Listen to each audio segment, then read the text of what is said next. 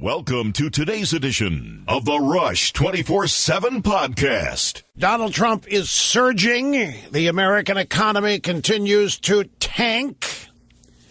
Donald Trump's surge is reshaping social media with a more conservative dominance and flavor. The American economy is tanking. Joy Behar said that she was really aroused watching Bernie Sanders, the Democrat debate, I know. But that's what she said.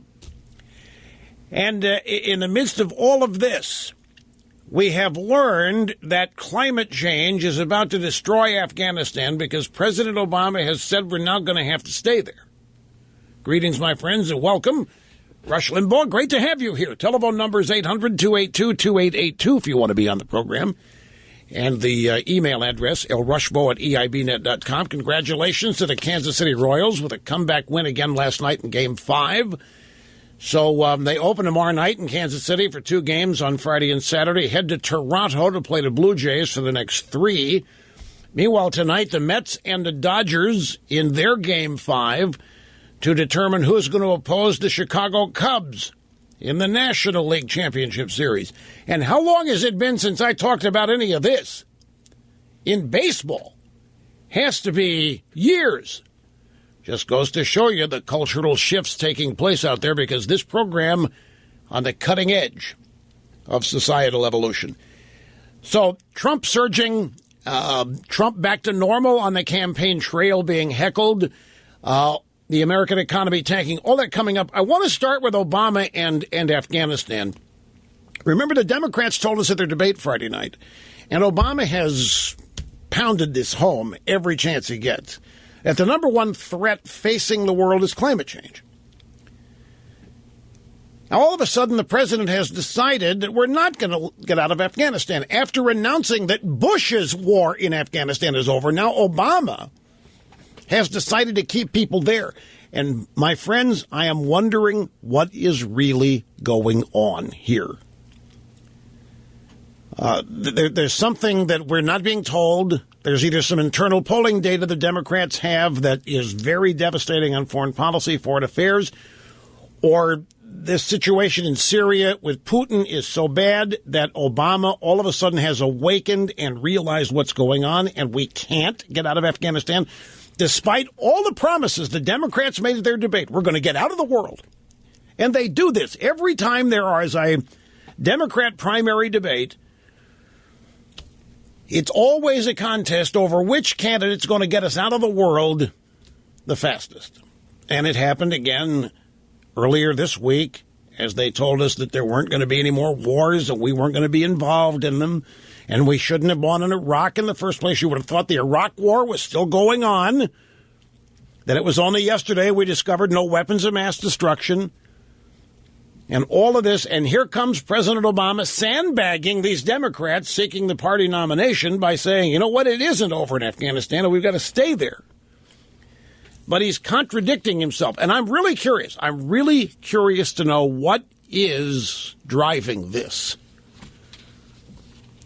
Because there's one thing that we know without question and without doubt, and that is the first consideration this administration makes is what does it mean for Obama?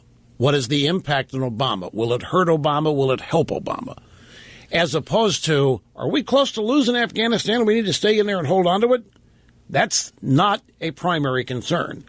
Primary concern is what's happening in Syria, exposing Obama, making him look weak. We need to stay in Afghanistan to look tough and strong. That's the kind of calculation they make.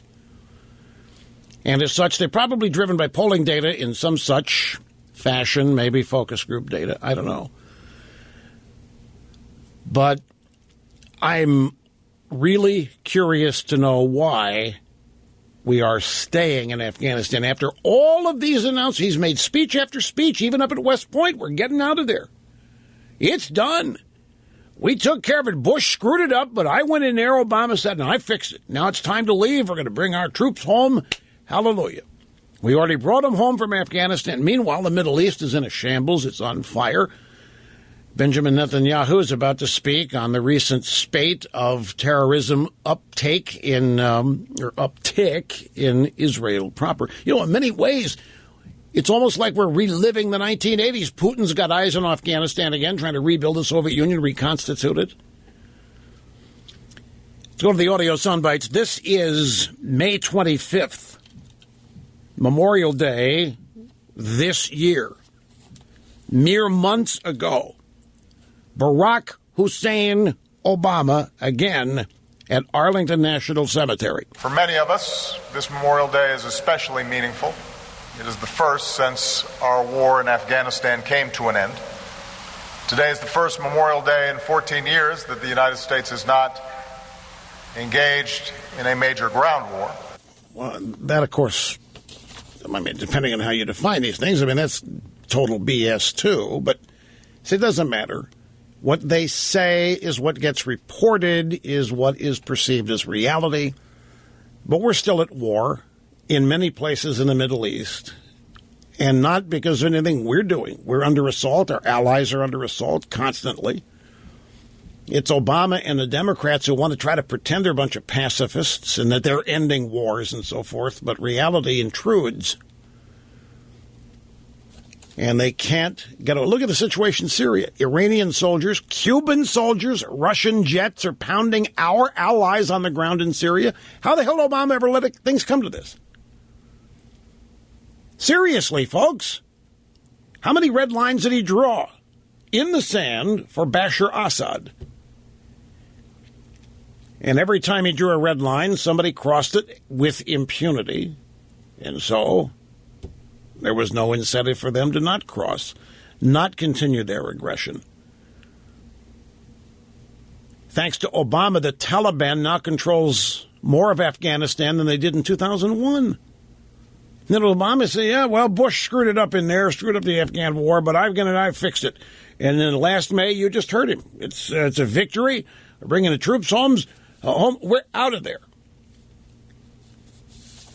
Such a mess. But then, after he announced that he ended Bush's war in Afghanistan back in May, this morning at the White House. Last December, more than 13 years after our nation was attacked by al-Qaeda on 9/11, America's combat mission in Afghanistan came to a responsible end.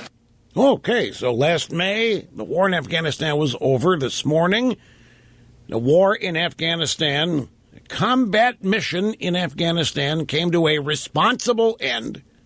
And once again, the use of rhetoric here to confuse everyone. A responsible end? What's a responsible end?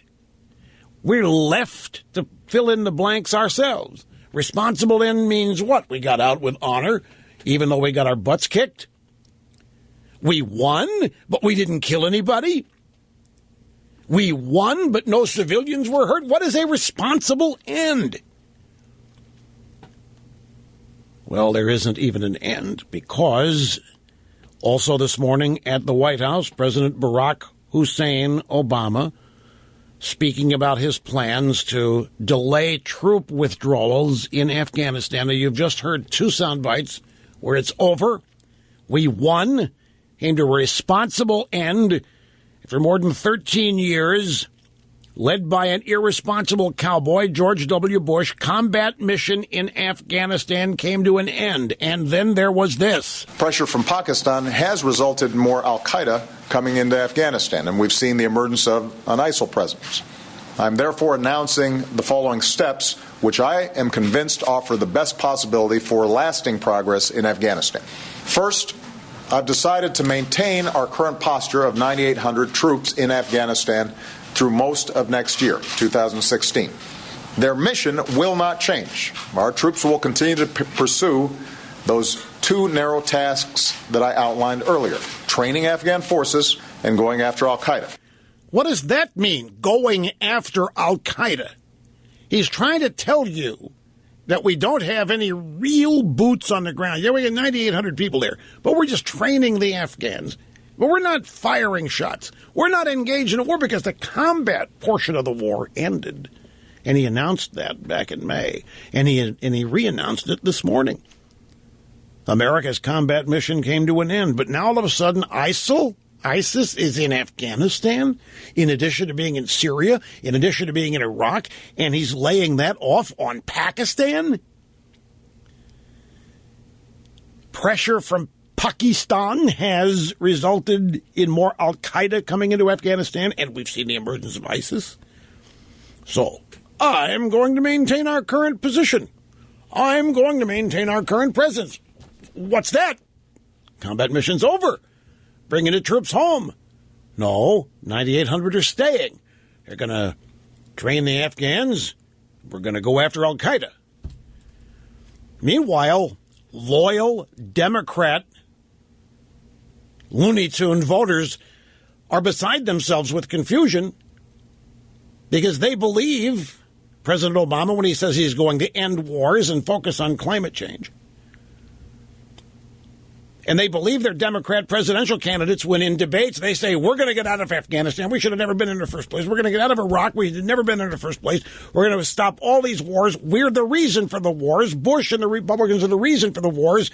And we're just going to stop it. There ain't going to be any more war. And there aren't going to be any more banks. And there aren't going to be any more births. And there aren't going to be any more corporations. And there aren't going to be any more political. There ain't going to be anything but welfare as far as the eye can see. Except we are staying in Afghanistan. What is a Looney Tune Democrat voter to do? Take to social media and put his or her insanity on display in the form of utter frustration? But let no one be confused, ladies and gentlemen. Our objective in Afghanistan is not victory. No.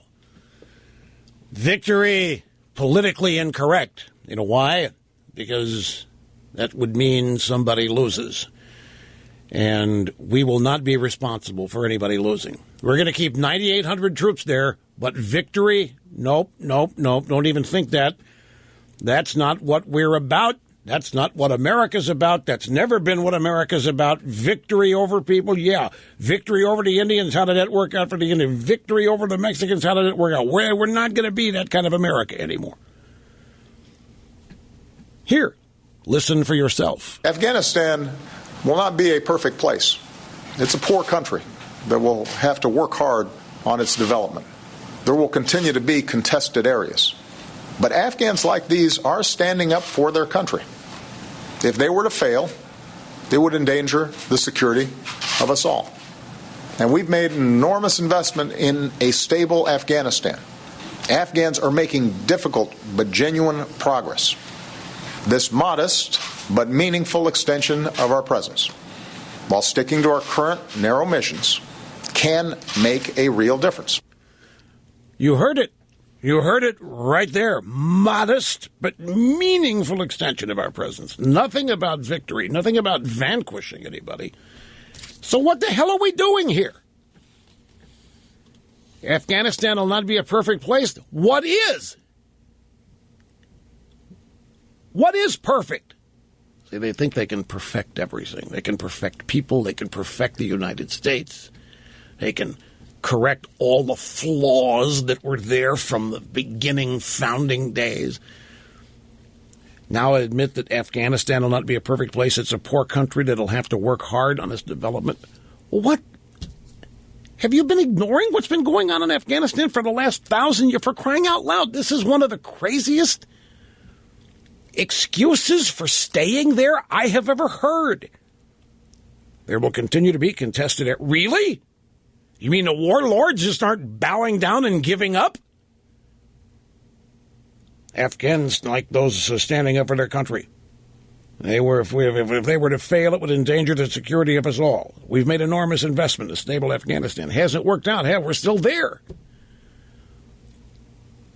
So on the surface, we have incompetence on parade here, but there's something that we don't know that is dictating this. And as I say, it could well be that they have just had a consensus of scientists tell them that global warming is worse in Afghanistan than anywhere else in the world, and that's why we have to stay. Because if it's not that, somebody needs to tell me what it is. By the way, in the Trump news, which is coming up shortly, where he is shown to be surging now in early primary states, there is some polling data that has shocked the drive-bys. And it has shocked the Republican establishment. In fact, it's shocked the Republican establishment even more than it shocked the drive-bys. In fact, the Republican establishment is about to have gone insane by that. Trump was supposed to have been gone or on the way out now. He was supposed to have been exposed as a phony, as a pretender, as somebody unserious. And Jeb and the establishment candidates were now supposedly, by this time, supposed to have been showing increases in the polling data, growing, massing support. Isn't happening. And in this latest polling data, ladies and gentlemen, Donald Trump is doing even better with respondents in the polls on the economy than he is on immigration. And I'll have the numbers for you in due course. But what it really means is that the people in the polls are suggesting that Trump is far better than anybody on the Republican side to deal with the economy. And it's not even close. And the numbers that Trump scores on best suited to deal with the economy dwarf his numbers on best suited to deal with immigration. And so a lot of drive-bys and a lot of Republican establishment are really scratching their heads today. They're depressed. They're getting angry. Their frustration is mounting because none of this computes. None of this makes it. In the first place, remember what I told you yesterday. All kinds of establishment people, Republicans inside Washington's Beltway and including in our media, really, really do believe that it is a negative to fight back, to oppose Obama, to even criticize Obama, to try to stand in the way of Obama legislative successes and initiatives because they believe to stand in opposition or to criticize will anger the independents and forever ruin presidential prospects in 2016. I'm beyond my ability to express my incredulity over this, but they really, really, really still believe this. So over here is Trump, who does what? He does nothing but criticize them. And he does it in politically incorrect ways. And he is soaring. And still the establishment does not learn.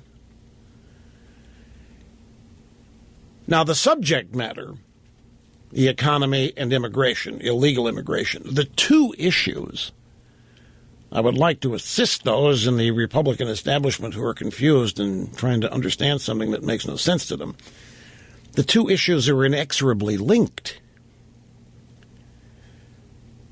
It must be really hard, and I mean this. I'm not trying to be flippant or cynical, funny.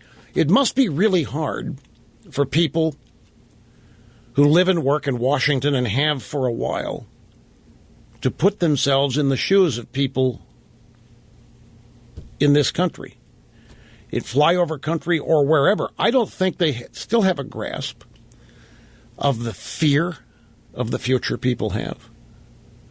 Even people who are employed fear losing their jobs. People who have money fear losing it. There is fear. There is unsettledness. And it's all because of what's happening in Washington. And the economy and immigration are linked in the minds of people. That's why Trump is scoring so high on both of them. But the lack of ability inside the Beltway to understand this is really shocking to me. It's America's real anchorman and truth detector and doctor of democracy, servant of humanity, Rush Limbaugh here behind the golden EIB microphone. Great to have you here. Already Thursday, fastest week in media. The Trump polling data is from CNN, just so you know. You remember, ladies and gentlemen, last week, the week before, me telling you how the drive-bys, Politico, ABC News, had all reported that Trump was peaking, that Trump had peaked, And they had talked with Republican establishment types, and they agreed that Trump had peaked. He had leveled off. He wasn't gaining any ground. This is when Ben Carson and Fiorina were edging closer to Trump. Trump wasn't losing any ground, but he had stopped gaining ground, and they were all applauding, it's over, Trump has peaked, and that's it. There's nowhere else for Trump to go. They thought their original theory on Trump was that his name recognition is already 100%, so everybody that knows anything about Trump already has an opinion on him. And if they hate him, they hate him. They can't change that. If they love him, they love him, and that isn't going to change. The theory was the other candidates who don't have anywhere near 100% name recognition have only one way to go, and that's growth, and that's up. And this is what they told themselves when seeking to make themselves believe that Trump was finished or soon would be. And no matter what they tell themselves, no matter what theory they evolve or devise, they're wrong. They continue to be wrong. In the latest CNN poll, Trump leads by 16 points in Nevada, by 18 points in South Carolina. Trump is at 38% in Nevada. Ben Carson second with 22%. In South Carolina, Trump doubles the support Ben Carson has, 36% to 18%. No other candidate comes close to those top two in either state, Nevada or South Carolina. The third place candidate in each case has less than 10%. And his approval and does best on or is best to handle numbers on the economy are through the roof. They're even higher than the numbers he has on illegal immigration, and illegal immigration is the reason that he's at the top. Illegal immigration is the issue that dominates all others, and it is linked to the economy in the minds of the American people. Now, I want to, before giving you down and dirty crosstab details here of this poll, because they're fascinating, I want to try to explain this again, because I still remain totally incredulous at the stubbornness, and if it isn't stubbornness, is blindness, that the Republican establishment has about Trump, but about the people in this country. How can you not know, if you are in politics and your business is getting elected, and to get elected you must appeal to people? People are who vote for you. I know that the Republicans and the Democrats do. They're totally loyal to the donors. I get that. But the donors don't vote. You still have to appeal to people. You have to at least be able to make the case that you understand them. You have to be able to go out and campaign on a basis that you get it, that you understand. But they don't.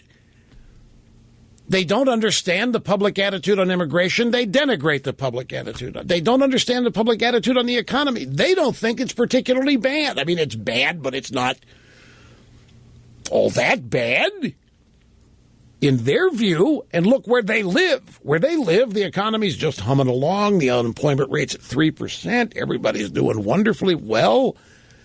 And this is what puzzles me, this inability to understand what's going on all over the country, outside of the place that you live.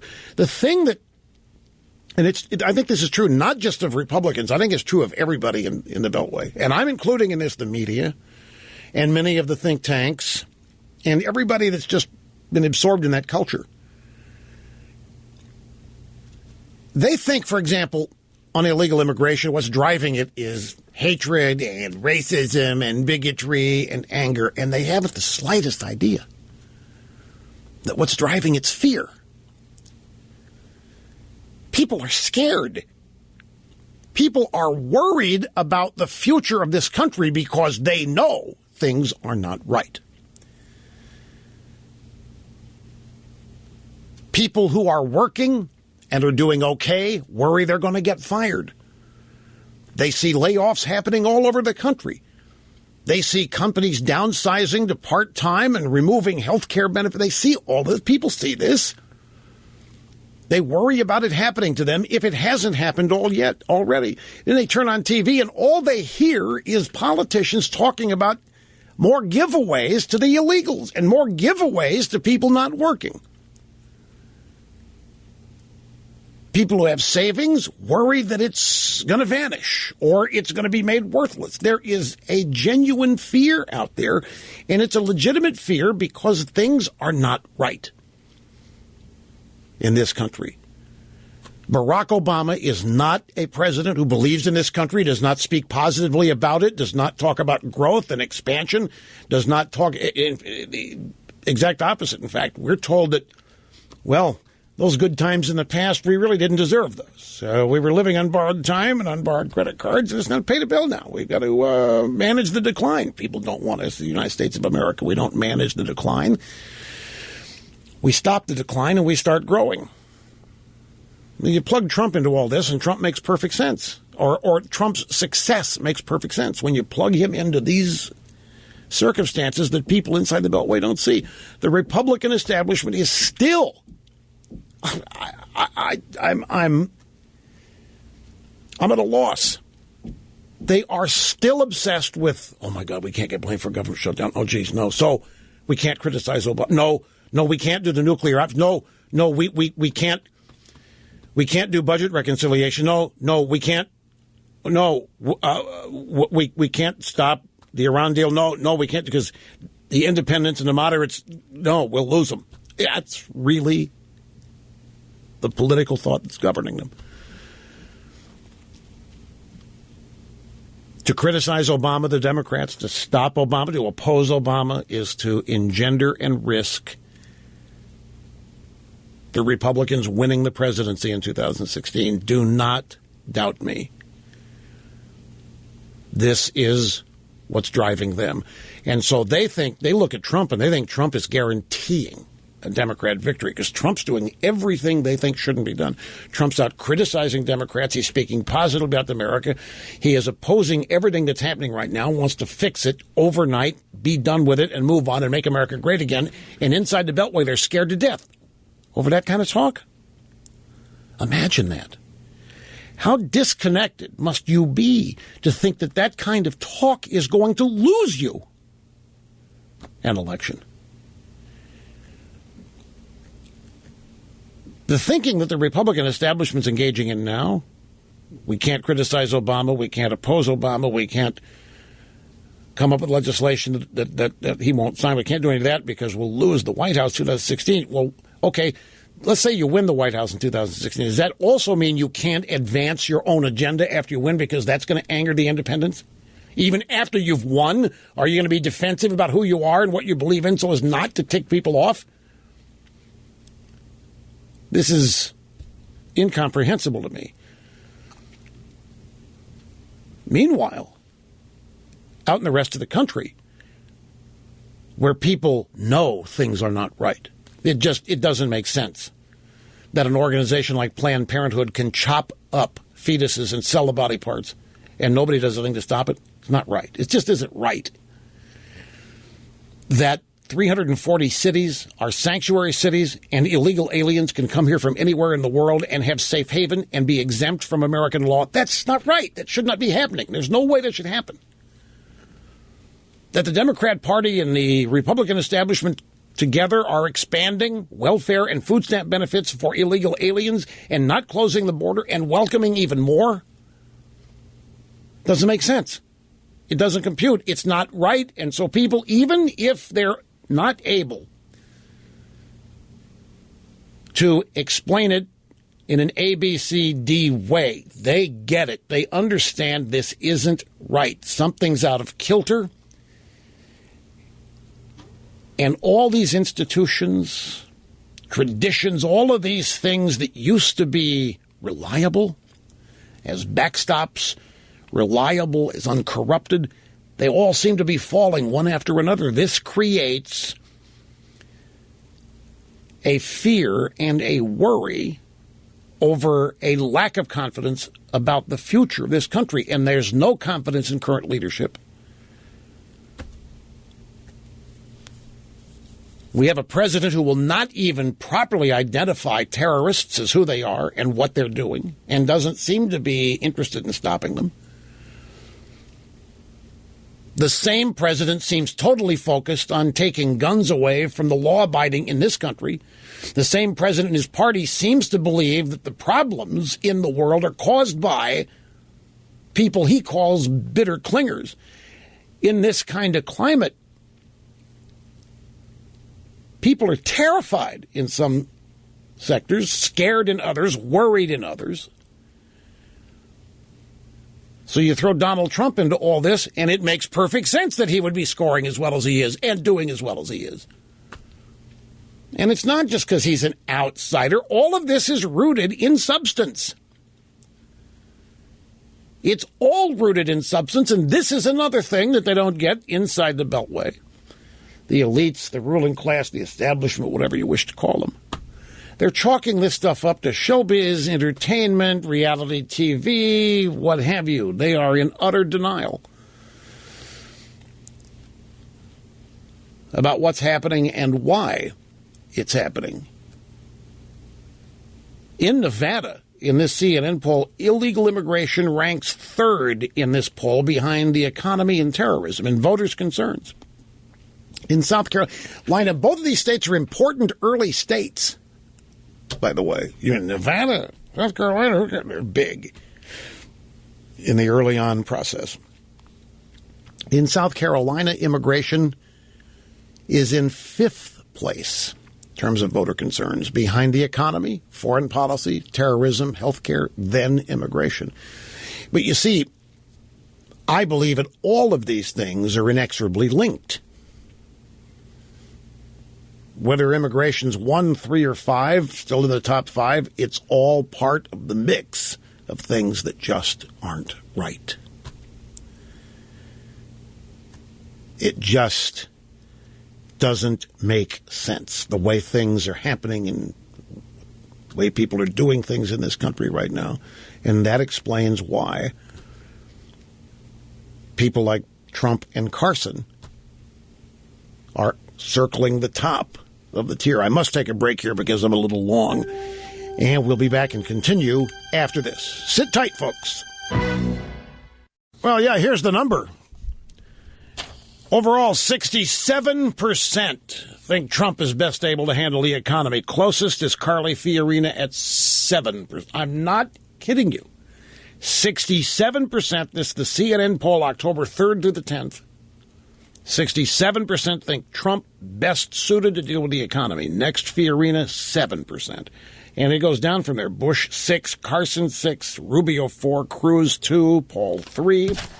In South Carolina, 59% think Trump best suited to deal with the economy. Closest to him, Jeb, at 7%. And as I mentioned, in Nevada, when Republicans are asked what matters most to them, number 1, the economy, 39%.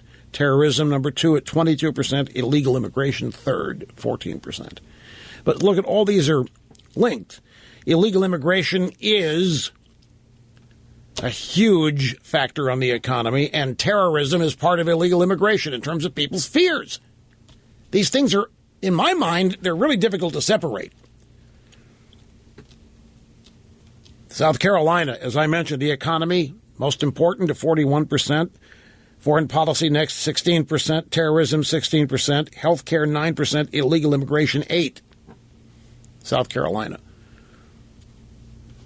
So the establishment, they're doing, their heads are spinning. What, the economy? You're telling us that Trump is kicking everybody's rear end on the economy, too? Oh, my, this is the last thing that they thought would be the case. We grab a phone call. Always try to grab a phone call in the first hour of our busy broadcast. And Alex in Grand Rapids, Michigan. Glad you called, sir. Welcome to the program. How you doing, Mr. Limbaugh? How you doing? Very well, thank you. Good. Hey, so just calling about the Obama speech here that we're going to be keeping only 9,000 troops in Afghanistan. First off, let you know, I was in Afghanistan. I helped train some of those troops. And to say that they're an elite fighting force would be an understatement or an overstatement by an extreme. But nobody's saying, wait a minute, nobody's saying that, are they? Right, no. But he kind of is when he said that, Afghanistan is not a perfect country, it's very poor.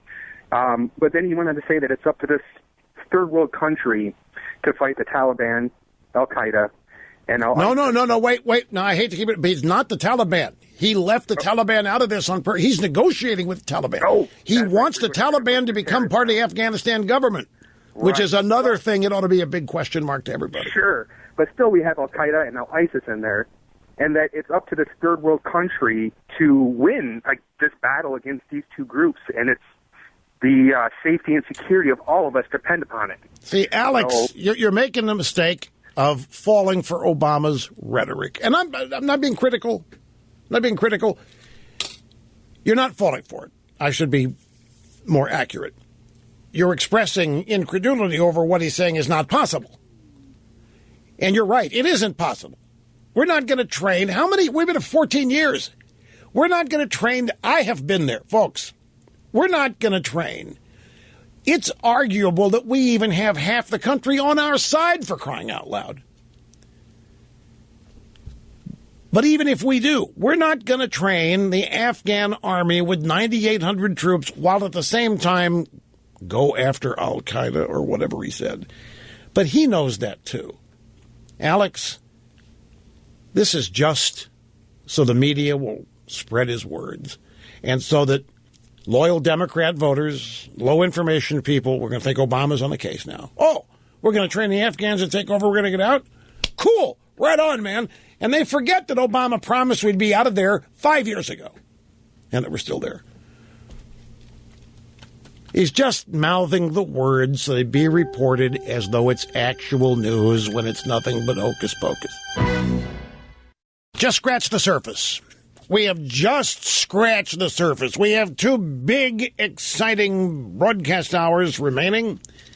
You sit tight, and all of it will unfold right before your very eyes and ears in due course. It's kind of funny. I was reading a website out there called MediaEqualizer.com, and apparently CNN was scrubbing all the favorable comments of Bernie Sanders from their website after the debate. And Bernie Sanders supporters were livid. They were complaining about CNN's pro-Hillary coverage. Seeing their comments repeatedly deleted by CNN, Bernie Sanders supporters are hopping mad, already feeling that CNN's coverage had become rabidly pro-Hillary in the aftermath of the debate. Facebook users leaving reactions on CNN's page are continually reposting them because CNN's taken them down. Can you believe this? How petty. If that's true, CNN actually scrubbing pro-Bernie comments.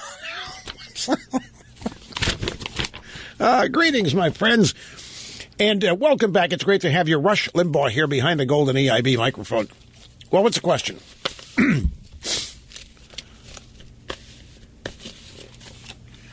Well, it's in these. Snerdley wants to know, how does anybody overcome Trump's 67% essential approval rating on the economy?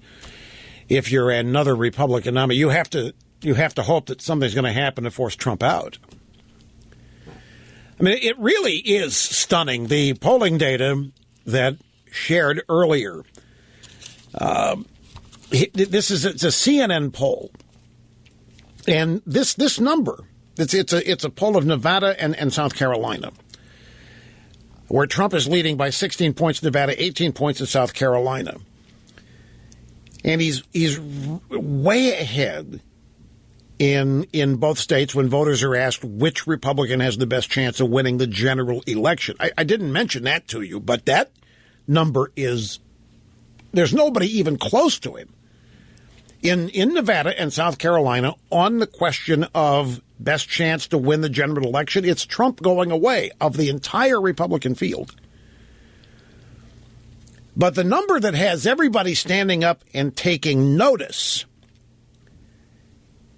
everybody thinks that Trump's numbers are big because of immigration, and there's no question that that's true.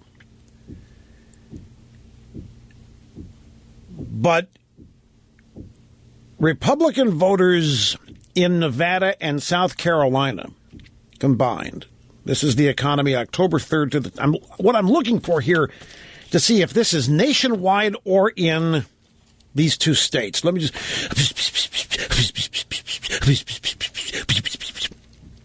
This is Nevada voters, not nationwide. It's Nevada voters.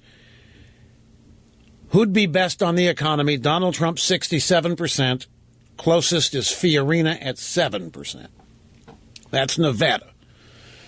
The South Carolina number is 59%. 59%. Closest is Bush at 7%. Those are huge leads. Now, okay, so in Nevada, it's 67%. In South Carolina, 59% favor Trump, say Trump's best in the economy. Now, when you go to Nevada, Republican voters and ask them, well, what's the most important issue to you? They say the economy.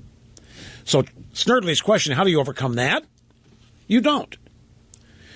You don't overcome that at all. You have to wait for Trump to stumble. The best thing you can do if you're in the Republican field, if you're Fiorina, Bush, Carson, Rubio, Paul Cruz, they're looking at Trump at 67% and yourself at anywhere from 4 to 7%. The first thing you do, okay, what is Trump saying about the economy? That's the first thing you have to ask yourself. So let me just ask you, what is Trump saying about the economy, Mr. Snerdley? What's he saying about it? What has he said about the economy that would engender 67% of people in this poll claiming he's the best to deal with the economy? No, I don't think he said much about the economy. Really, he's had a tax plan. But other than that, all he said, I'm going to make this country great again. We're going to make this country great, and I'm going to run rings around the Chi-Coms, and I'm going to run rings around the Mexicans, and we're going to put the best people, and we're going to put the American people first, and we're going to build this country back up. We're going to have the greatest economy we've ever had. I'm going to have the greatest job creation. But that's what people are reacting to. He hasn't had a whole lot of specifics on how he's going to do it, and so far the people who favor him don't seem to need any. They're just, I think, celebrating the attitude that they're not hearing that attitude from anybody else in their minds, and certainly no Democrat. There is no Democrat that talks about America the way Trump is talking about America. A lot of the other Republicans do, but they're not using the verbiage that Trump uses. He doesn't specify how he's going to do it, other than his tax plan. But he says we've been there before. I'm going to build it back. I'm going to have the best people. I'm the smartest people. I'm not going to take any gunk from the Chi-Coms. I'm going to take any junk from the Mexicans. We're going to fix what's wrong here. We're going to have the best buildings. We're going to have the best bridges. We're going to have the best roads. We're going to have the best here, the best this, the best that. We're the Americans. We do it the best, and we have the best, and that's what I'm going to do. People are going, yeah. Well, I think the Republican consultants are experiencing a massive number of conflicting emotions. And I think that they end up still being in denial. I think that most of them are telling themselves that Trump's not really in this for real. There's something else going on, and once Trump's accomplished what he's really trying to do here, then he'll get out. That's what I think the majority of the consultants are thinking. Yeah, now Ivanka went out and she did an interview, and she is said to be the energy behind the campaign, the brains behind the campaign. It's pointed out that she's entirely opposite of him in private and so forth. But all that did, by the way, was cement the fact that his campaign's serious. And all it did was cement the fact that women are crucially important to Trump. I mean, the Ivanka interview is a massive net positive. So I think the consultants and the Republican establishment in general, it's got to be very difficult for them. This is all upside down to them. Everything Trump is doing in their world would have sent their candidate into retirement by now. In their view, saying, being, doing, behaving the way Trump is instant death, instant political death. campaign will be brought to a screeching halt. I mean, you don't hear Trump talk about the independents. You don't hear Trump talk about all the things that the establishment talks about. In fact, let's go to grab audio soundbite number one. I had on Monday of this program, I had an assessment. I saw something, and I issued a bit of a warning on Monday where the Trump campaign and his voters are concerned, and this was it. I have noticed not so subtle changes in the way Trump is going about this every day.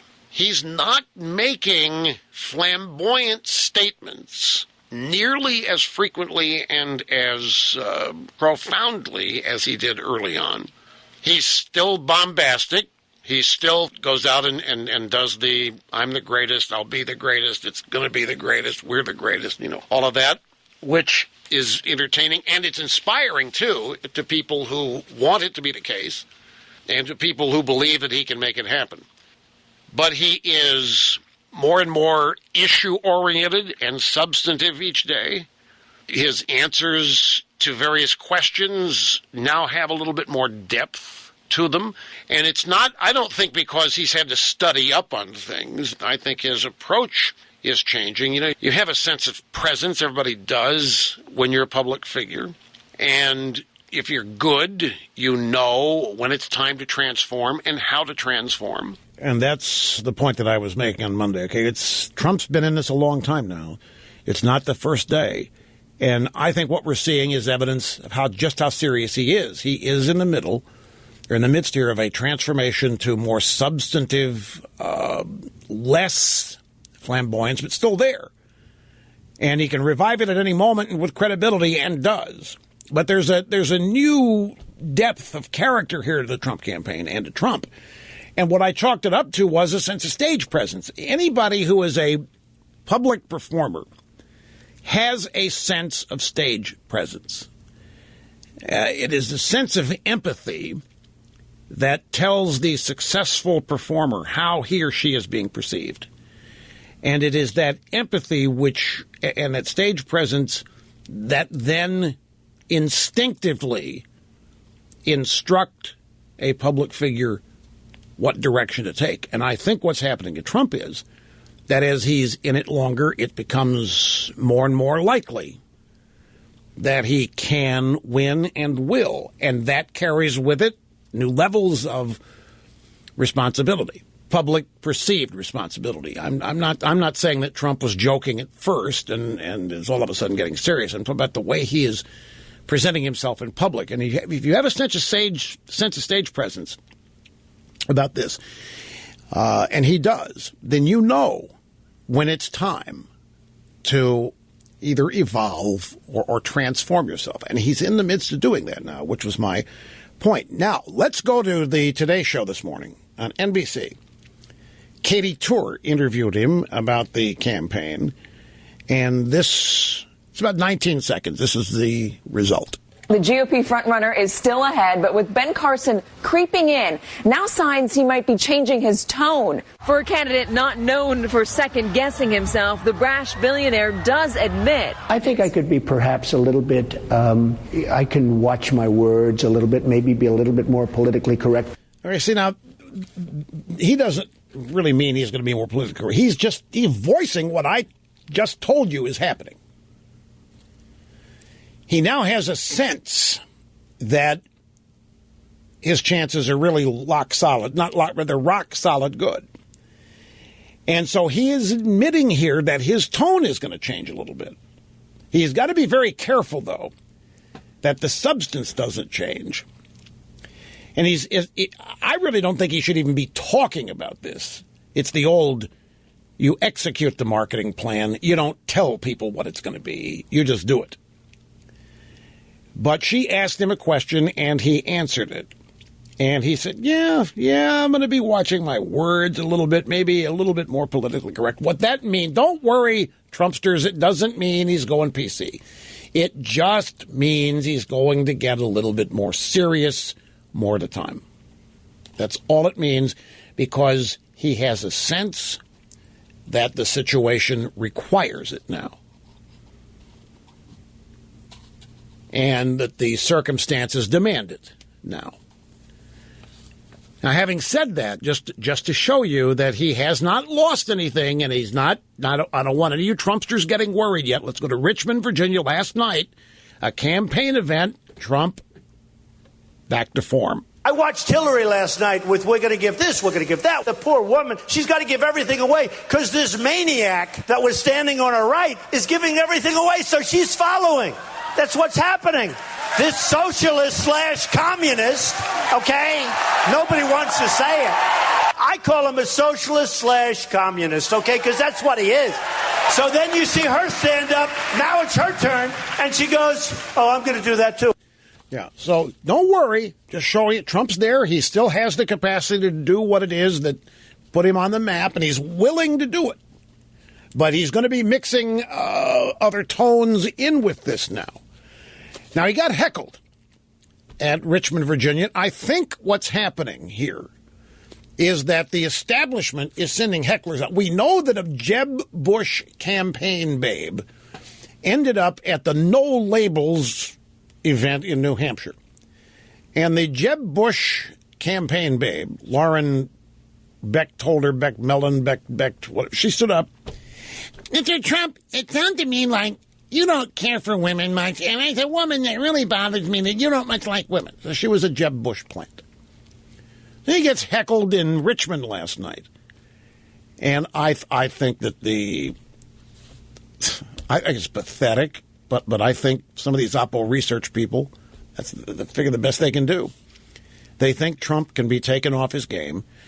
I'll tell you what they think. They think that he's such an egomaniac that one voice of disagreement or challenging him will so shock him and so anger him that he will lose his cool and expose who he really is to people, and then Jeb can come riding to the rescue. That's what they're thinking. So they send these hecklers in. It could be the Democrats doing it, too. But at this stage, my money would be on the Republicans paying for the hecklers. And they may not even have to pay for them. Just may have to send them in there. So, again, Richmond, Virginia campaign event. That's why we have freedom of speech, folks. I'll tell you how dishonest the press is. We have thousands of people in this room, 6,000, 7,000. We have about 10 people over there. They'll get the headline. You won't. That's pretty disgusting. Yeah, I know exactly what it is. One of the first Rush to Excellence appearances I made was Lafayette, Louisiana. Now, there were two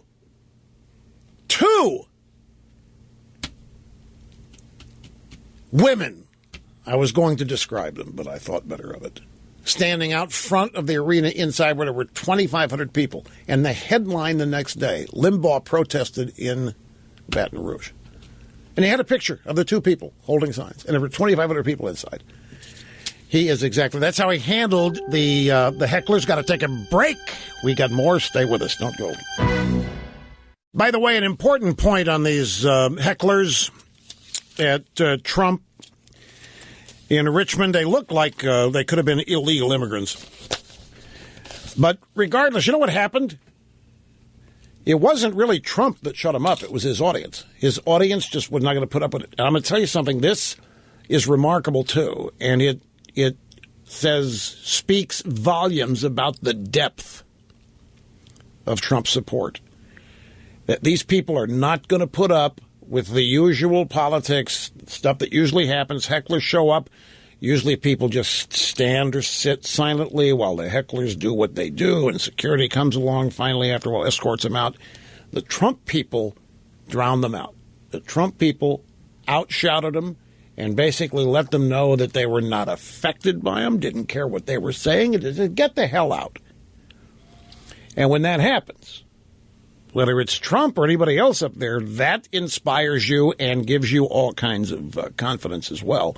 But mostly, it indicates the depth of support people have for Trump. They're not going to let a bunch of outsiders come in and ruin the event that they have waited a long time to attend. And they're not going to let somebody come in, more importantly, and do any damage to the candidate they support. They're not going to put up with it.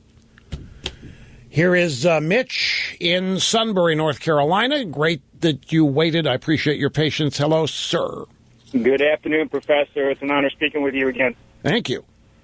I have a theory regarding your opening monologue today, and that Obama's leaving the troops in Afghanistan.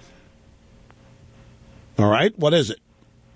Well, we already know he's been excoriated by the right for the vacuum that he created in Iraq by withdrawing all the troops out of there. Does he really want to go 0 for 2 and pull them out of Afghanistan, where ISIS can take over there, as give validity to his what they've been saying? I have a problem plugging Obama into the usual holes in which we judge presidents. For example, Obama, he doesn't want to have 2 losses. He's already taken it on the chin with ISIS there, and I don't think Obama cares a blasted rear end about any of that. I think this is about legacy. I think it's about perception that he's doing something. I think if it involves anything, it's Putin. It's sending a message to Putin, because Putin's out there talking about Obama being weak. So Obama, oh yeah, you want to see weak? All right. Well, I told everybody I'm going to bring home those people we have in Afghanistan that can't shoot anyway because of my rules of engagement. Well, I'm going to leave them there. All right? I'm going to leave them there. What do you think of that, Vlad? You, Vlad? Huh? I'm leaving them there. And that's what this is. But won't that give validity to it and show him as weak again by the withdrawal and just creating another vacuum for ISIS to show as take over Obama as weak to who? If anything, his supporters are going to be mad that he's. I got to explain this after the break. I'll do it then. Great to have you back, my friends. Rush Limbaugh here on the cutting edge of societal evolution. 800-282-2882. Now,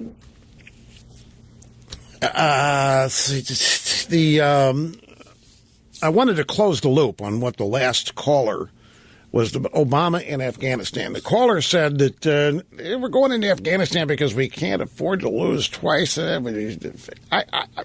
I really think, folks, that when you look at Obama and foreign policy, you can't plug him in the usual holes where you judge past presidents. I don't think. I could be wrong. I think he may be concerned about losing Afghanistan twice. I don't think in Obama's mind he hadn't lost anything. I think the guy has the ability to tell himself he's lost anything. And, Iraq, if you look at what he did in Iraq, the Secretary of Defense is just out there. What is this guy's name? Ash Carter. Must be short for Ashton. And Ashton sounds too elitist, so he's going to go with the nickname Ash. Right. Okay, so Ash Carter said, we're not going to give up gains we fought to achieve in Afghanistan. Wait a minute. What's wrong with that is gains. You told us we won. You told us Afghanistan was mission accomplished, and that's why we were leaving. Now, all of a sudden, it's just gains, and we're not going to get out now because the gains that we won are in jeopardy of being lost. Well, then, we really didn't win. So, one of two things is happening here. Obama announced to pull out of Afghanistan. I know this is the case. He announced pulling out of Afghanistan just like he announced closing Gitmo, which also hasn't been done. And he did that to mollify the Looney Tune leftist supporters that he's got, which you saw on display at that Democrat debate. There isn't any war worth it. We got to get out of all wars. We're the reason for all wars. We deserve to lose the wars we're in. And they believe that the only solution is to never get them in the first place. So that's what Obama had to do to get elected. Tell people we're going to get out of Iraq. We're going to Afghanistan.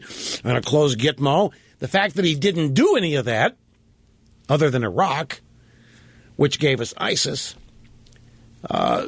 he's just got a little bit of time left here to build his legacy, and he knows that leftist history writers are going to write the legacy. But I really think Putin is a factor in this Afghanistan. Syria, Putin, ISIS. I guess the caller has a point in the sense that Obama's not so far gone that he doesn't care about the perception that America wins or loses these things. But I just don't find a whole lot of evidence that Obama's really interested in winning any of them. I still think Obama believes the United States is the problem and not the solution. And I really believe that Obama does believe that our presence is what destabilizes all these places, that it's our fault, and that the solution is for us to get out and not be a presence or a factor. But at the same time, circumstances require an American presence for perception reasons, which is what I think he thinks Afghanistan is.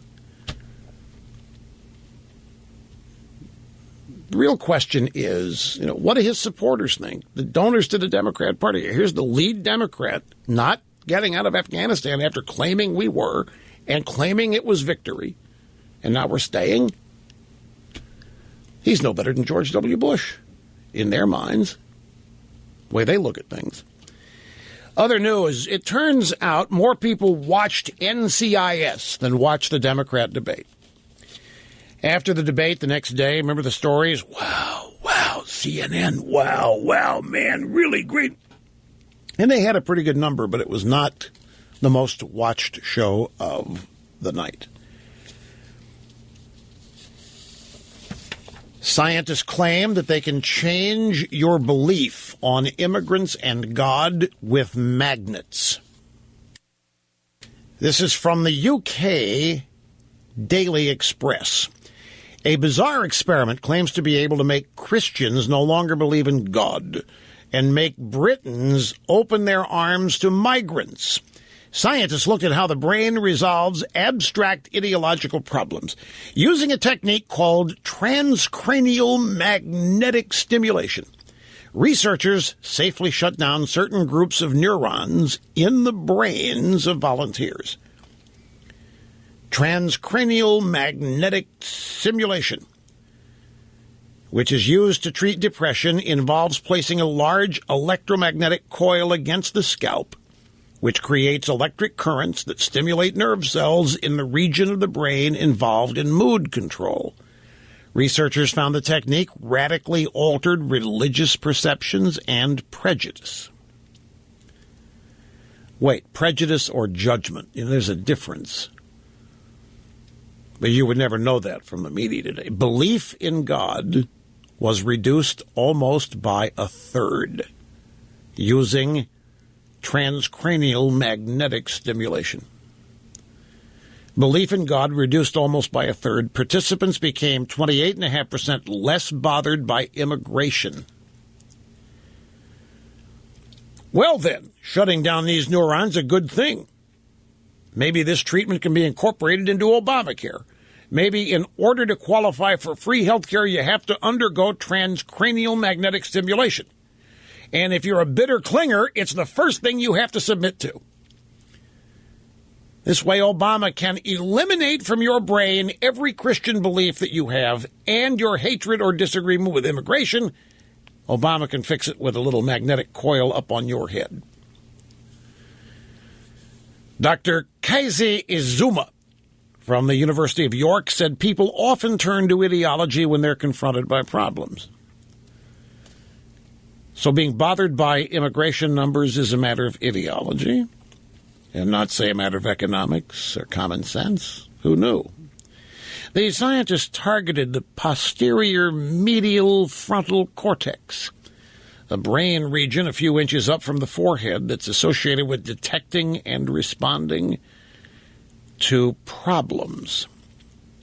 Okay, so now, folks, settled science. Any objection to illegal immigration, any belief in God, can now be claimed to be not rational thought. And they can fix it with transcranial magnetic stimulation. You know what's going to happen?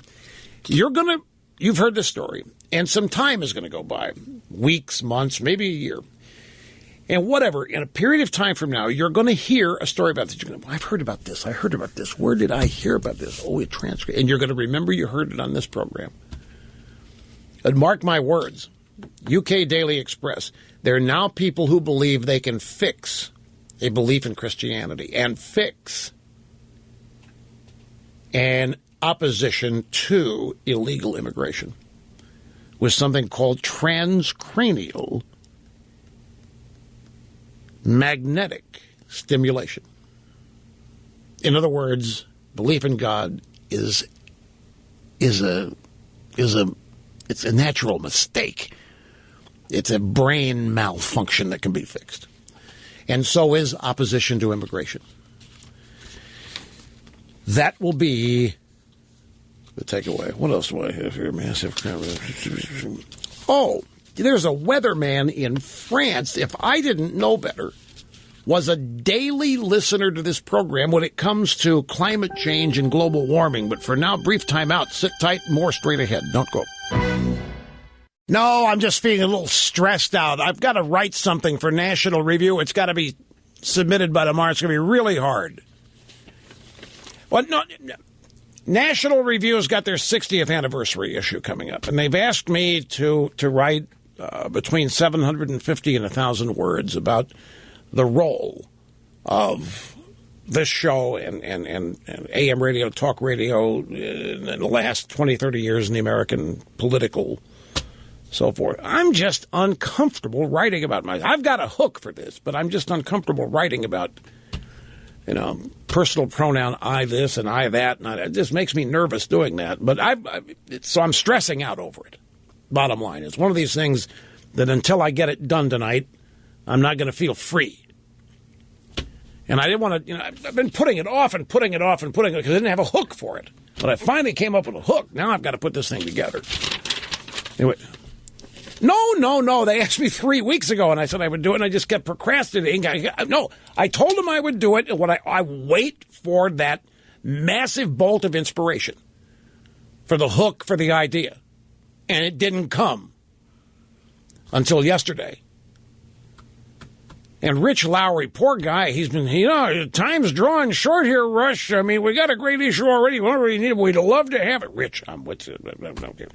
Rush, I'm sorry to issue. Got a hard deadline here. It's Friday. Oh, gee, okay. So that's where I am. Yeah, Royals win last night. I thought about starting on it last. I said, no. And then the Royals game ended, and I said, no, you have to be the right frame of mind work to do. I can't do this when I don't want to do it. I can't do it when I'm not inspired. So I've been waiting for the hook. Finally, I got a hook to do it.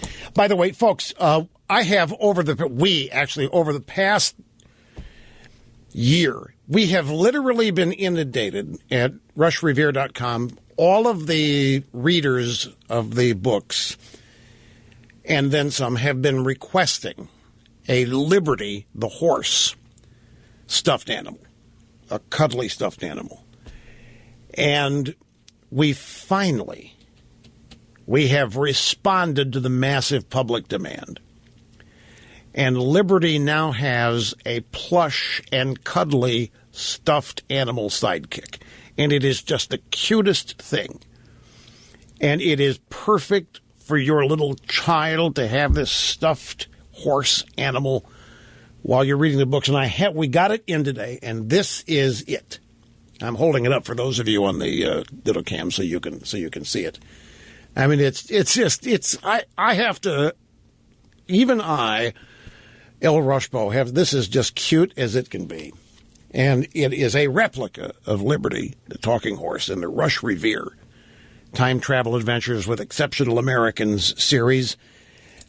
It's an ideal gift, and it's by popular demand. We have people requesting these things practically from the first month or two after the first book went out. And you can see one at rushrevere.com. That's very simple. www.rushrevere.com.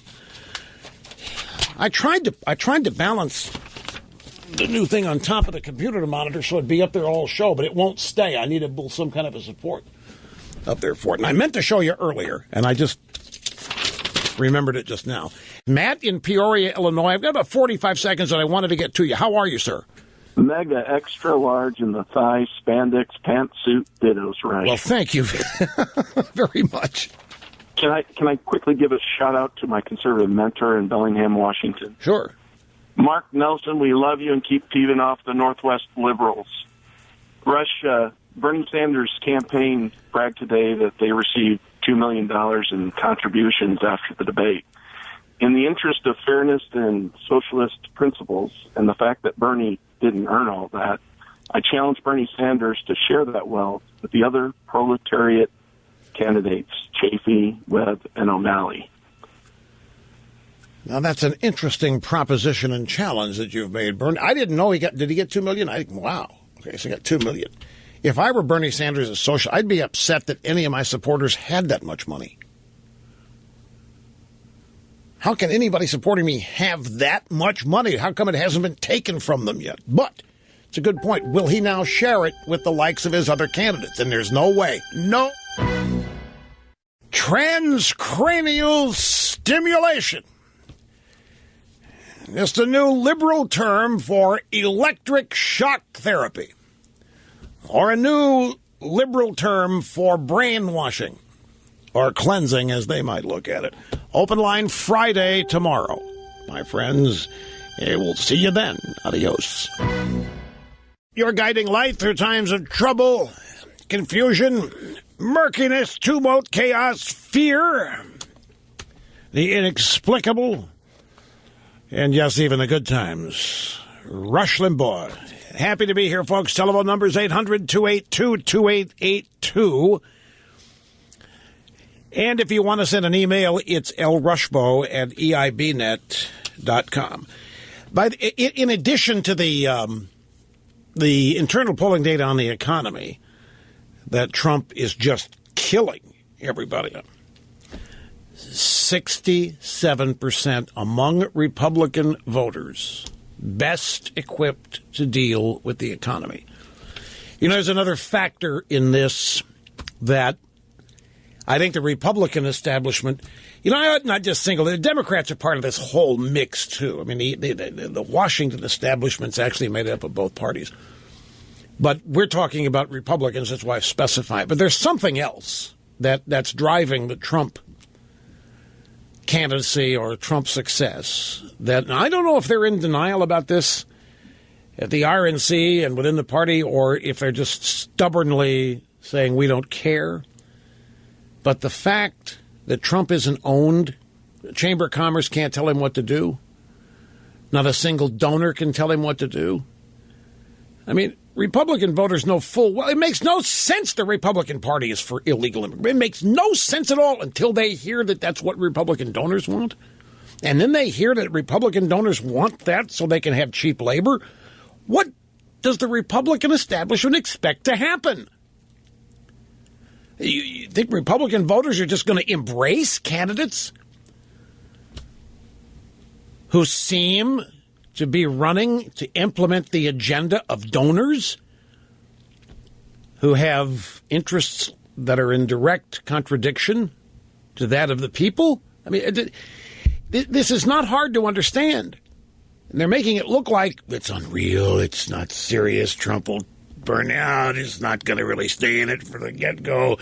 We're the professionals. At the end of the day, when it comes time to vote, people are going to pull that lever for a seasoned political professional.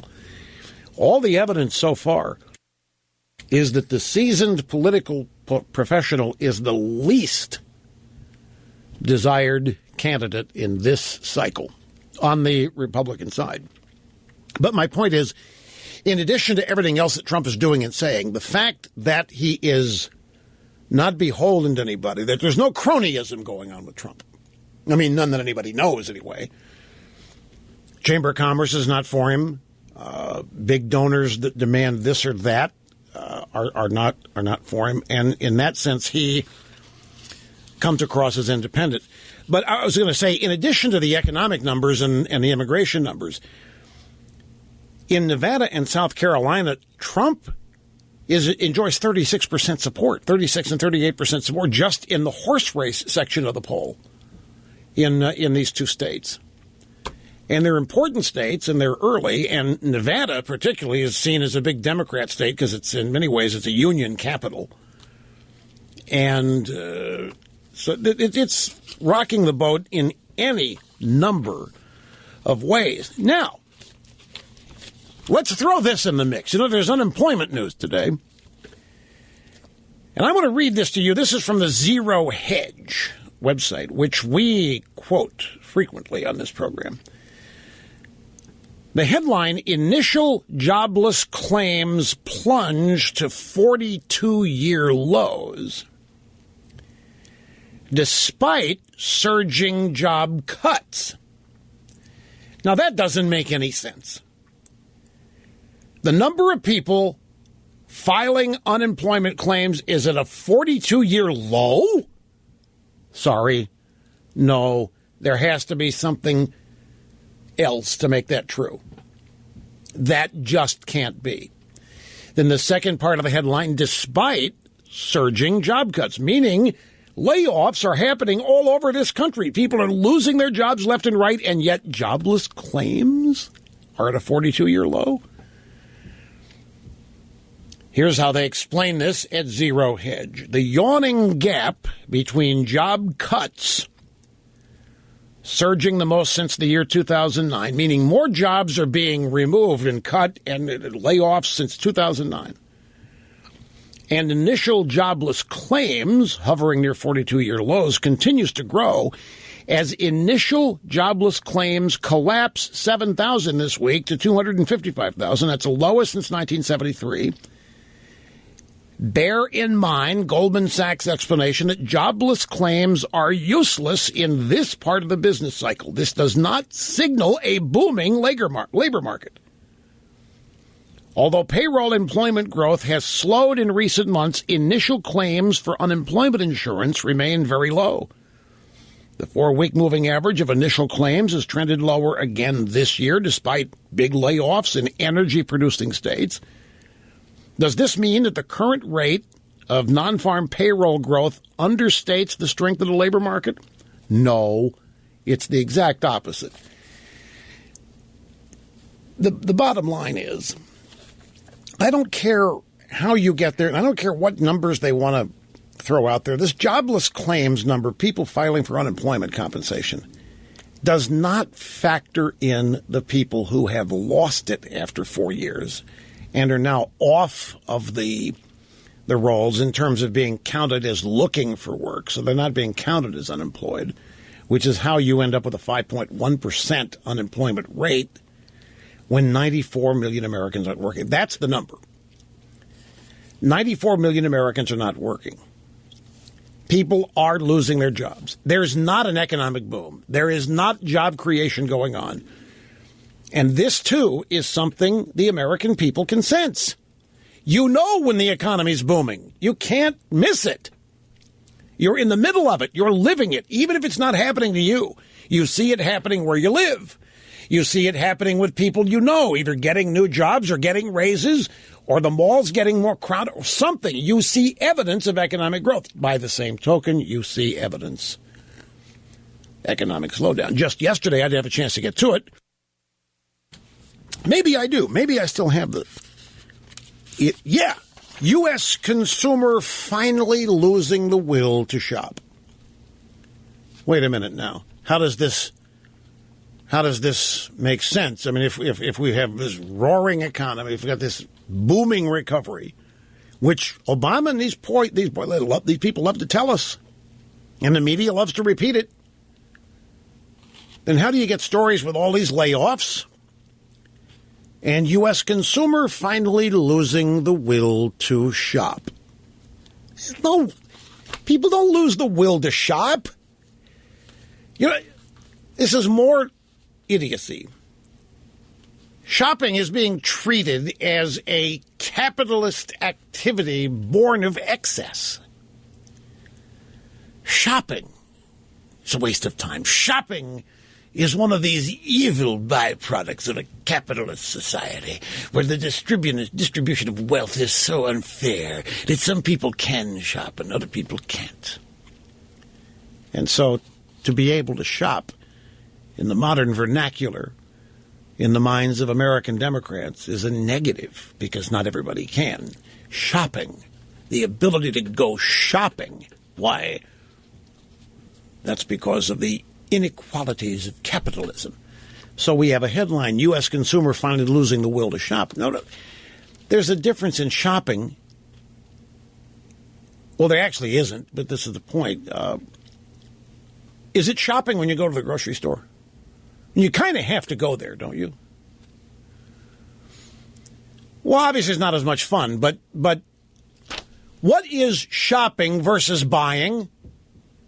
My point here is the U.S. consumer hasn't lost the will to shop. The U.S. consumer has less money to shop with, is the point. That's what's happening out there. There isn't any... The will to shop is probably as strong as ever and probably stronger than normal because there's less opportunity to do it. 94 million Americans not working. A lot of them live and subsist on EBT cards and food stamps and whatever, but they probably don't have a lot of disposable income, so they don't get to go out and shop. They'd probably love to. They don't have the money to. It's a story in the Financial Times. When the going gets tough, investors have grown used to betting on the tough going shopping. Every wobble of the past few years saw the consumer ignoring currency collapses and geopolitics, and even government brushes with bankruptcy, and instead heading for the mall. And the same has been true this year. Well, the best performing stocks in the U.S., the U.K., and the Eurozone are in the defensive consumer staples and the racier consumer discretionary sectors. Almost no other sectors manage to make money. It's not just the stock market that has relied on consumers. The world has been looking to the U.S. to provide an economic lead, and U.S. growth has come mainly from consumption. This, then, is not a good time for disappointing retail sales figures. Poor data on Wednesday suggested U.S. consumer might finally be losing the will to shop, with overall sales growth below forecast in sales. So these people think that you still have the money. Oh, yeah, because everybody's working. We got a boom going on in employment and jobs and so forth. You're just losing the will to shop, and they're worried. Okay, you're now hoarding your money, and they are worried. Why?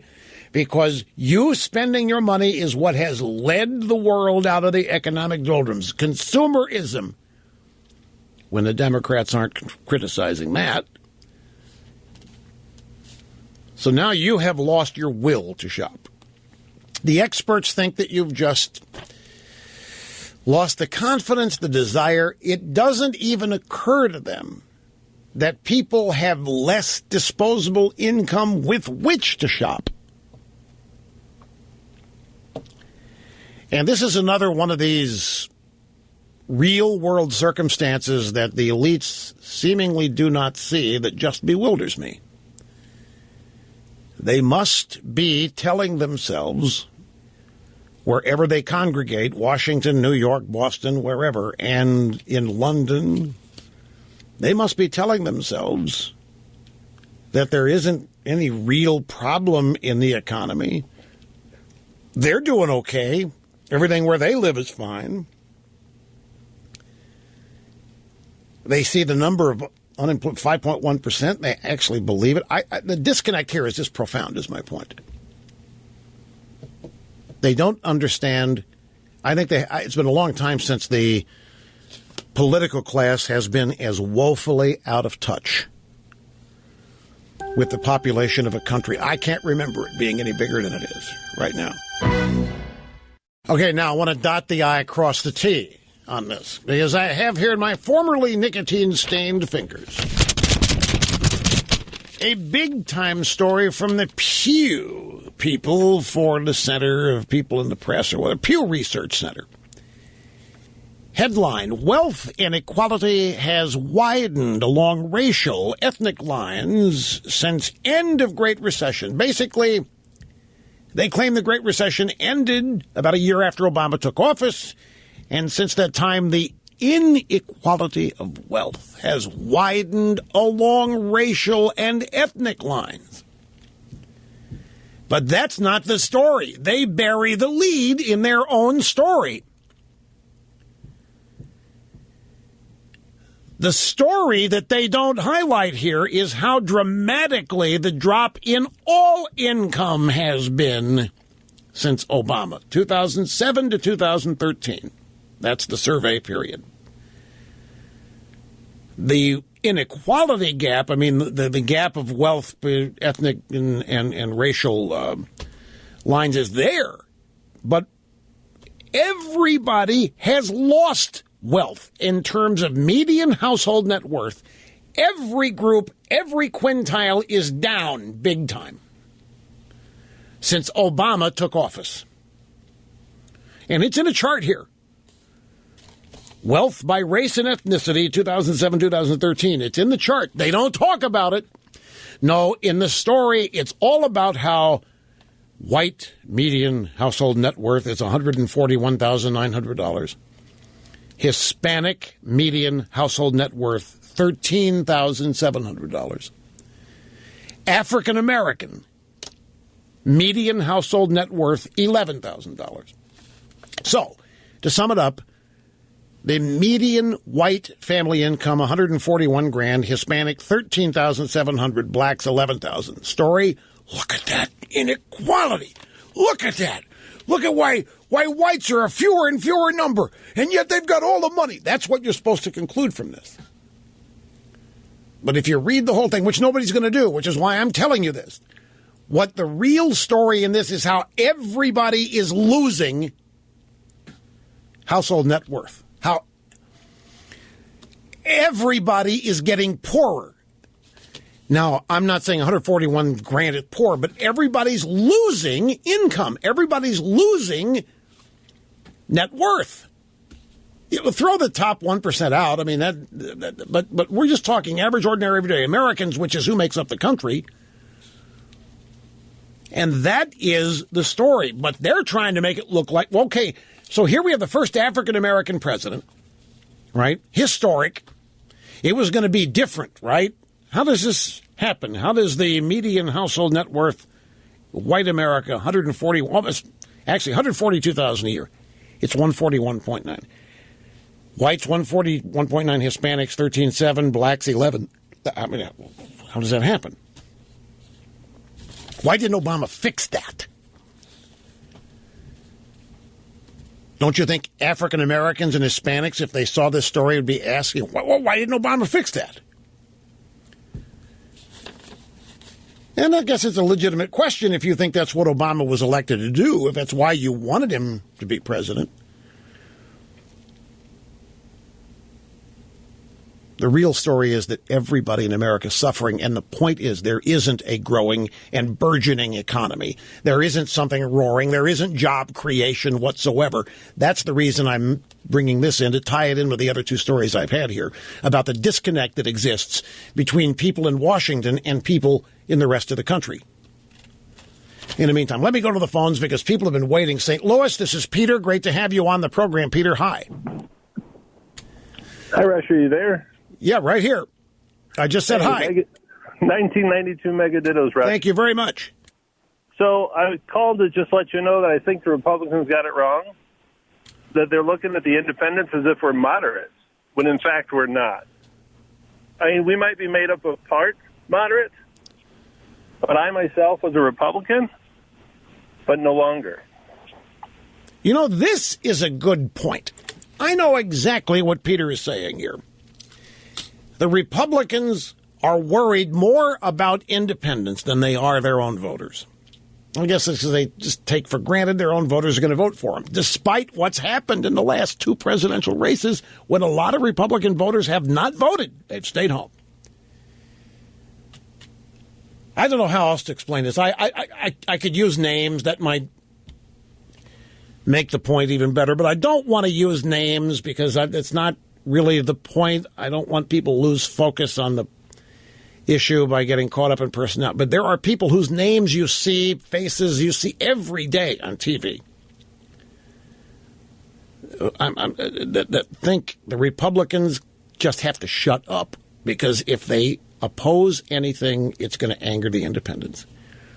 And thus they believe the independents are the reason you win or lose.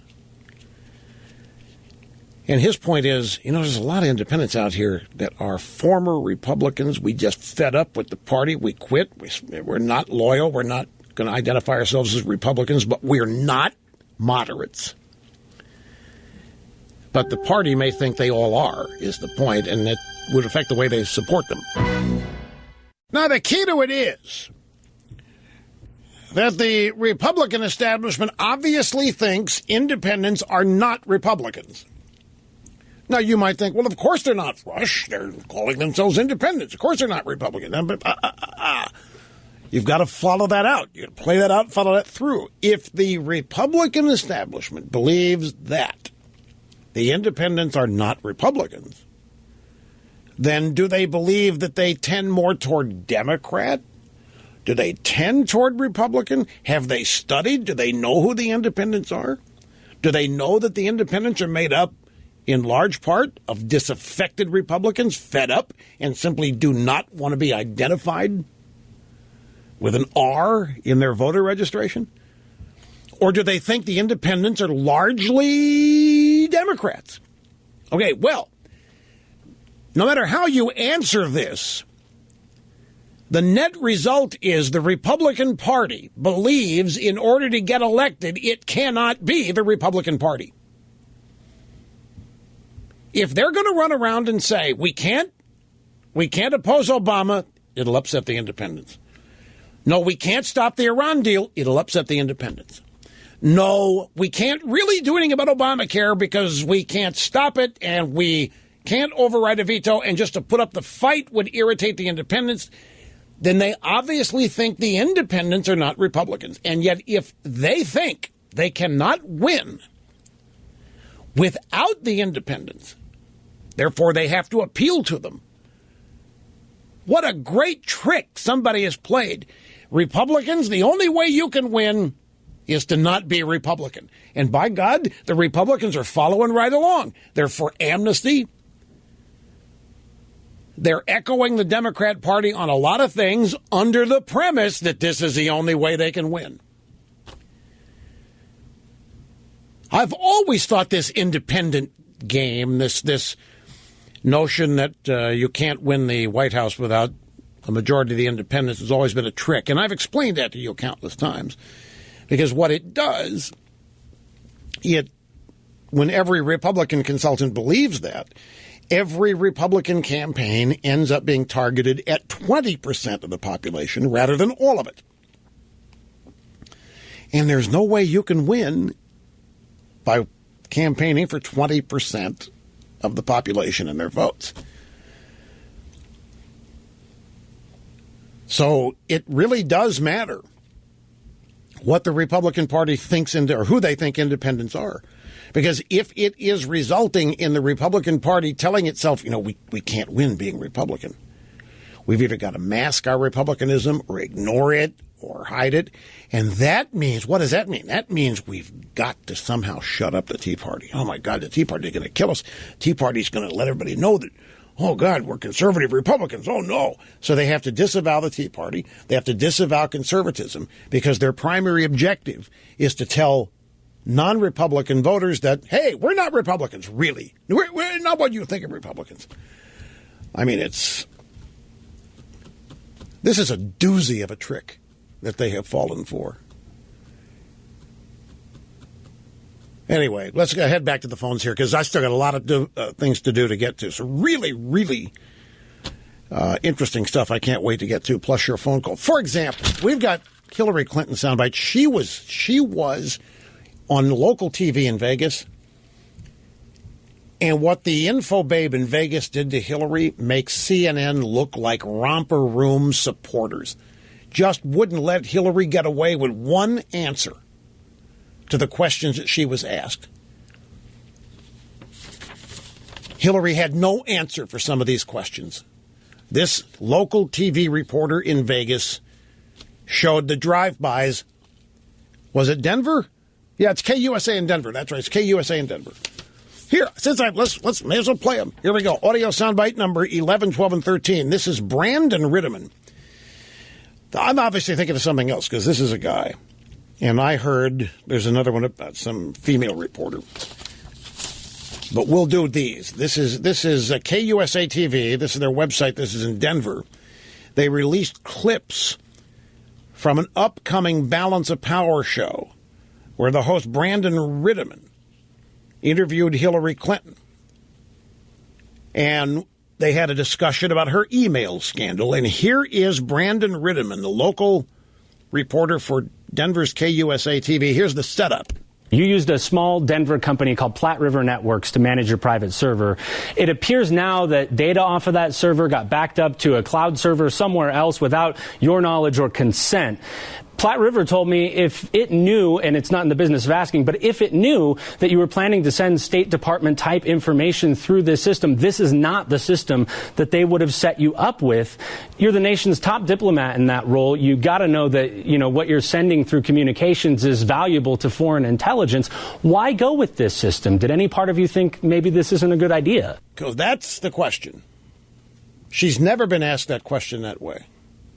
And here's her answer. She had no answer. Well, look, I've taken responsibility for what I did, and it was a mistake. The State Department allowed it at the time, and I've tried to be as transparent as possible. I'll be appearing before the Congress next week and answering a lot of questions that they may have, although now it's clear that this whole effort was set up for political partisan purposes, not to try to get to any useful end.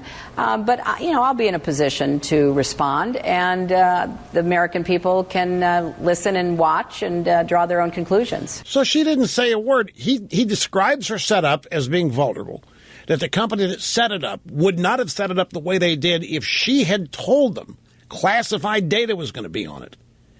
Did any part of you think maybe what you were doing wasn't a good idea? Well, look, I've taken responsibility for what I did, and it was a mistake. Okay, done. She's apologized. Leave her alone, is what the Democrats say. The State Department had allowed it at the time. It wasn't anything wrong, see? And I've tried to be as transparent as possible. What more do you people want? I'll be appearing before Congress next week and answering a lot of questions they may have, although now it's clear this whole effort was set up for partisan political purposes. So none of this is legitimate, and now you're trying to get me. You're no better than these Republicans, Mr. Local Reporter. That's how the Clinton technique is. You know, this partisan political, last time I heard that phrase, you will marvel here at my memory. It was during the Dan Rather fake documents, George W. Bush National Guard story. And after the documents had been exposed as forged, and it was done by the Powerline guys and a guy named Charles Johnson, who had a blog at the time. He may still have it, Little Green Footballs. But they found a number of ways that, in fact, these documents used a font in Microsoft Word that did not exist at the time George Bush was in the National Guard. I mean, it was just totally made up, forged documents.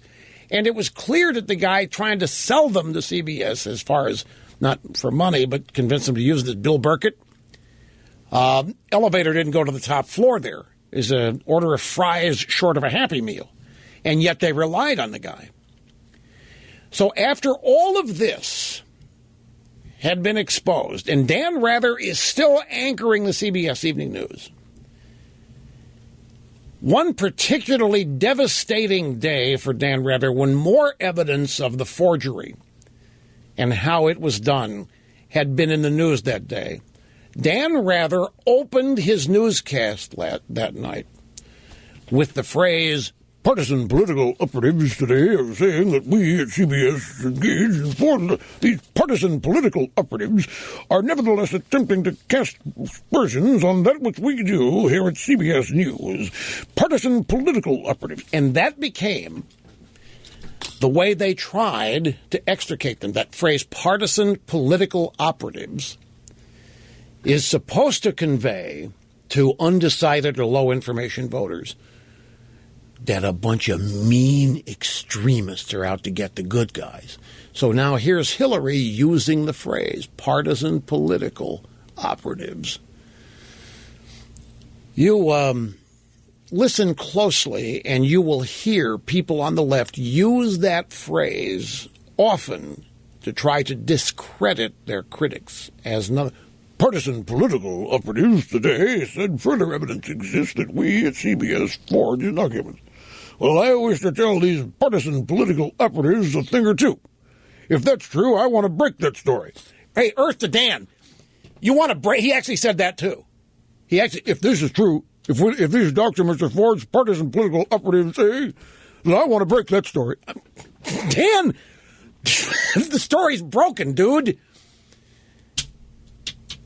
And you're done. It's just, and it was so, Dan Rather had the capacity to be one of the nicest guys on earth. But he was the partisan here.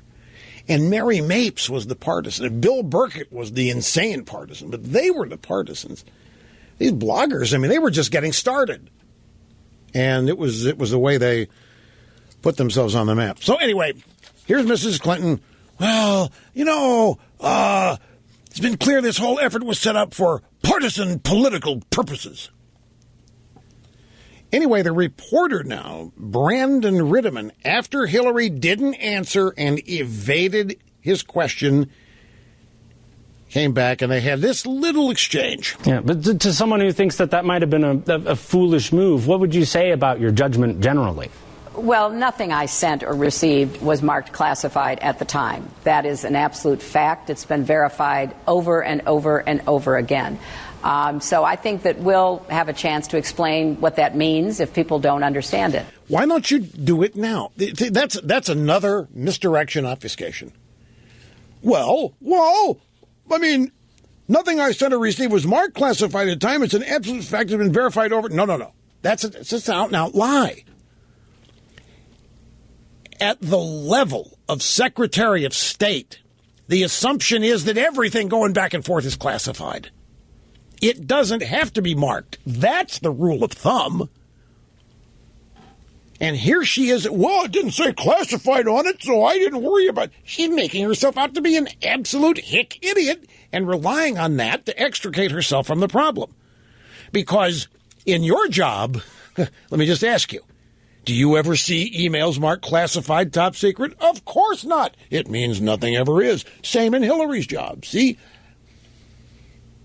If it didn't say classified on it, it wasn't classified. Everybody knows that, and it's been established time and time and time again. And I'll explain that next week when it comes time to appear before the committee. Everybody knows that, and that's how you... This is Clinton 101 in shutting this up. But the point is, this guy in Denver did a better job interrogating her on this and trying to get to the heart of the issue than anybody, including the Republican committees, yet have. No, you never. It's just like no one ever leaves the KGB. You never escape the Kardashians. No, look what the Kardashians end up doing to guys, folks. This is just, if you look at it in a certain way, it is mind-boggling. Your poor old Lamar Odom, and now he goes to one of those bunny ranches out there and just puts every drug known to man in his system along with some cognac and some herbal Viagra. And now he's in a coma. And the Kardashians are gathered at the hospital, but he can't even...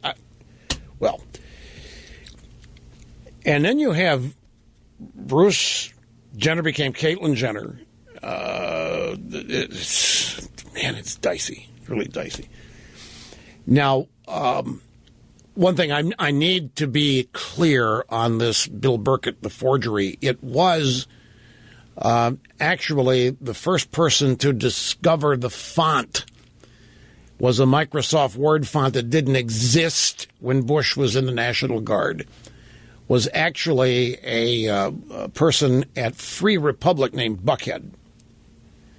It was a freeper that exposed this. And what the Powerline guys did was created a GIF file that showed the difference in the fonts. The Microsoft Word font and what an IBM typewriter of the day would actually have looked like, show the difference. But it was a freeper that came up with the discovery of the forgery. Freeper named Burkhead. And that's well known. And I simply, in the interest of the economy of time, raced through that, didn't specify that when talking about the Powerline guys. Here's Kewen in Fond du Lac, Wisconsin. Great to have you on the EIB network. Hi. Hi there. Just so thrilled to be able to speak with you. Thank you.